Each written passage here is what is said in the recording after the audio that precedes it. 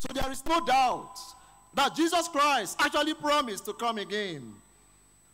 But opinions vary as to how Jesus Christ will come and when he will fulfill it by those who believe that Jesus Christ will come in a bodily, physical, tangible form, and that the second presence of Jesus Christ has no mystic or spiritual meaning attached to it. This they say, citing this portion. Please read. Behold, he cometh with clouds. Behold, he cometh with clouds, yes. And every eye shall see him. There you are, Mr. Preacher. And every eye shall see him. Read on. And they also which pierced him. And they also which pierced him. And all kindreds of the earth. And all the kindreds of the earth, read on. Shall wail because of him. Shall wail because of him. When they read this Bible text, they look at it from the literal point of view. Let me say at this point that the book of Revelation, otherwise called Apocalypse in Greek, they are written in coded expressions or symbolic expressions. When you read of trumpets, it is not ordinary trumpets. You read of horse, it is not ordinary horse. These are symbolic expressions which are revealed to the anointed servants of God. Going by this, the word cloud as used in the book of Revelation chapter 1 verse 7 that Christ will come with denotes invisibility. That term alone shows that the second presence of Christ is not going to be visible to the ordinary eyes.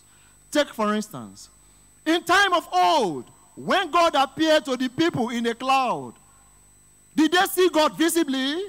No. Read the account of Exodus chapter 33, verses 9 and 10. Then you can also add chapter 34, verse 5. And it came to pass. And it came to pass. As Moses entered into the tabernacle. As Moses entered into the tabernacle. Read on. The cloudy pillar descended. The cloudy pillar descended. Yes. And stood at the door of the tabernacle. And stood at the door of the tabernacle. Read on, please. And the Lord talked with Moses. And the Lord talked with Moses. But God was not seen visibly, but he spoke with Moses. So it was an invisible presence, a spiritual presence. So the word cloud, as used in Revelation chapter 1 verse 7, denotes invisibility. Also, at the Mount of Transfiguration, we remember what happened. When Jesus Christ was transfigured, Moses and Elijah appeared. Then the apostles, Peter, James, and John were watching. Suddenly, a cloud overshadowed them. They were no longer visible. So whenever the word cloud is attached to the second presence of Jesus Christ, it is very clear that Christ will not come visibly for all men to see him. To further expound on this, go now to the account of the ascension of Jesus Christ in Acts of the Apostles chapter 1, verses 9 to 11. And when he had spoken these things, when Christ was addressing the 11 apostles, while they beheld, while they looked at him, he was taken up. He was taken up. Continue. And a cloud received him out of their sight. You see the word?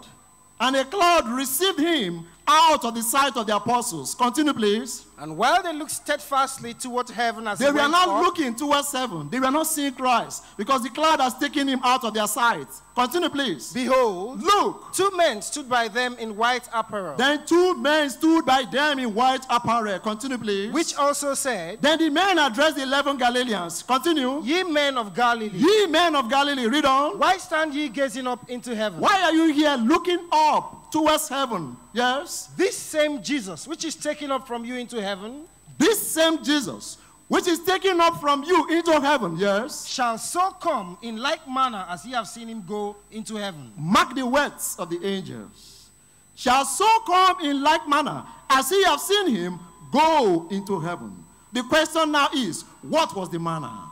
It was a quiet manner. There were no fanfare.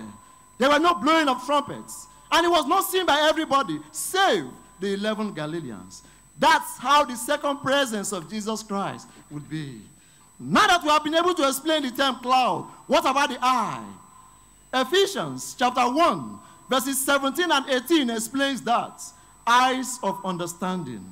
To be able to discern, to understand, to comprehend that Jesus Christ has fulfilled his glorious promise to come a second time.